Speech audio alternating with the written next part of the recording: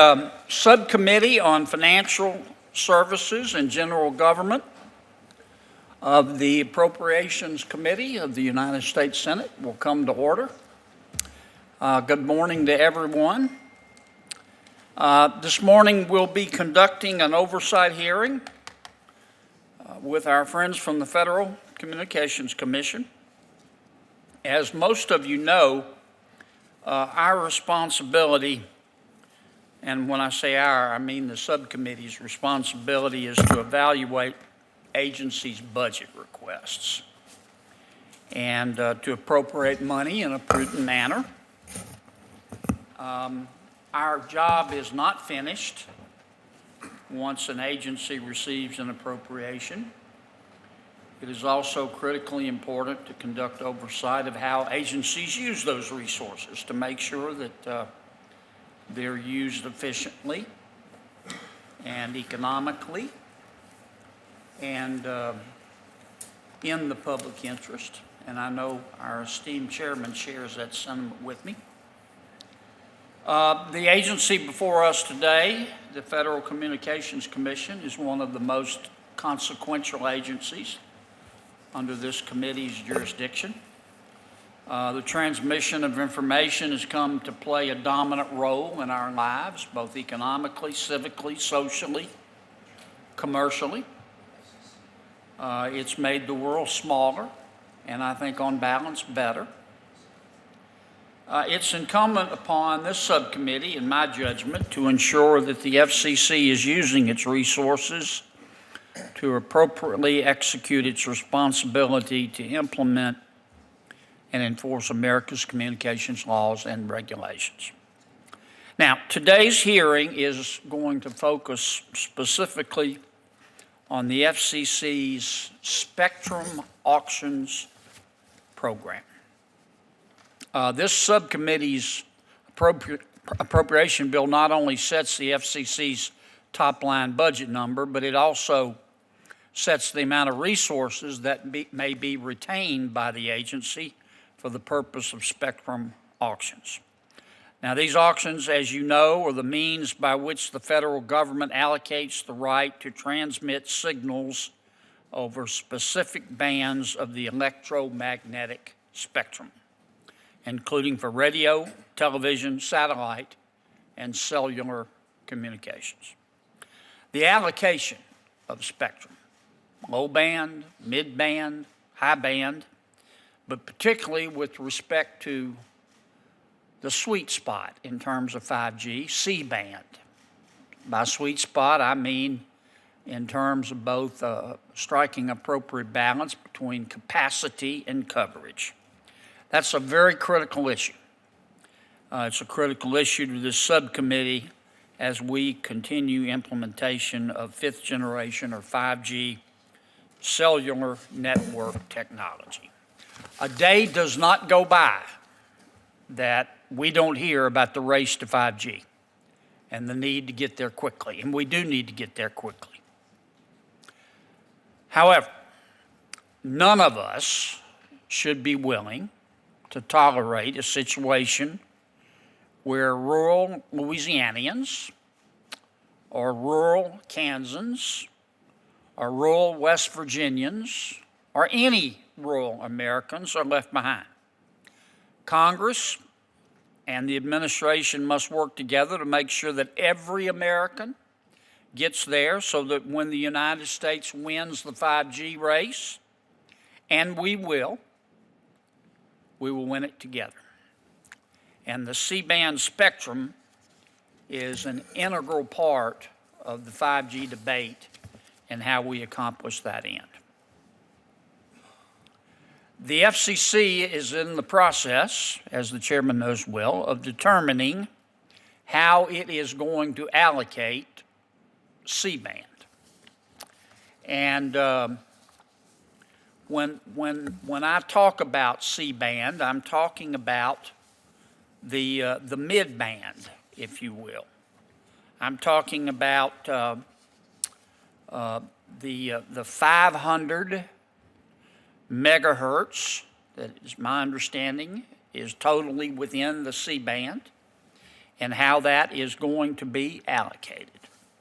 And I know the FCC, it has been for about 2 years, is in the middle of that discussion. The issue is how we're going to allocate it. Are we going to allow a private spectrum deal with foreign-owned satellite companies, which say they can do it faster? Or are we going to do a public auction? Now, my mind could be changed, but I've read everything I can get my hands on, and I confess my bias at the moment is for a public auction. Luxembourg shouldn't reap these profits. The American taxpayers should. I know the chairman is a big believer in transparency. I'm new to Washington, but I'm not new to government, and it's been my experience that the best way to resist temptation in government and in life is a proper upbringing, a strong set of values, and witnesses. And that's why public auctions work, because everybody gets to see how the sausage is being made. Now, by allocating the C-band through a public auction, we can ensure that billions of dollars in revenue will go to the American taxpayer. I have seen estimates that the initial value of the C-band, not the total 500 megahertz, but the 300 to 400 megahertz that the FCC is talking about allocating, could generate as much as $60 billion. That's 9 zeros. We toss around, I want us to understand what's at stake here. We toss around the term $1 billion here in Washington as if it was a nickel. If I started counting to 1 billion right now and counted 1 digit per second, I wouldn't finish till 2051. I'd die first. I did a little math this morning. 1 billion seconds ago, it was 1986. Ronald Reagan was president. 1 billion minutes ago, the Romans were conquering Mesopotamia.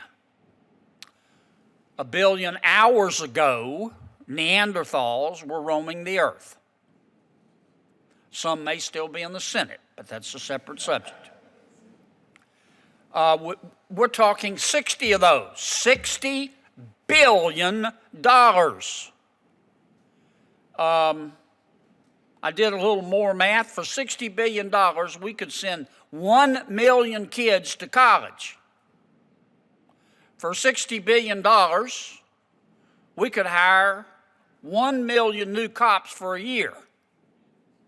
You want to get control of the crime problem in America?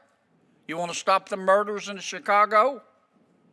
For $60 billion, we could build 7,000 miles of new interstate. It's a lot of money. And that's what's at issue here.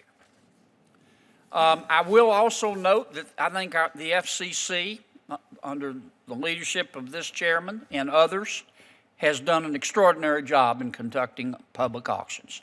Since 1994 rather, you've conducted, I think, over 100 auctions, generating about $123 billion for the American people, and I thank you for that, Mr. Chairman. Over the past year, the FCC's completed 2 spectrum auctions, both for 5G, the 24 gigahertz band and the 28 gigahertz band, so we know it can be done. Lastly, I want to talk a little bit about the proposal to open up the 6 gigahertz band to unlicensed users. This is causing a lot of concern, as you know, Mr. Chairman, among the users of that spectrum, particularly those who operate critical infrastructure systems, like our electric grid. Those systems have to be extraordinarily reliable to meet mandatory standards, and the potential for interference with those systems by unlicensed users concerns me, and I know it concerns you, Mr. Chairman. And I hope we can talk about that issue today as well.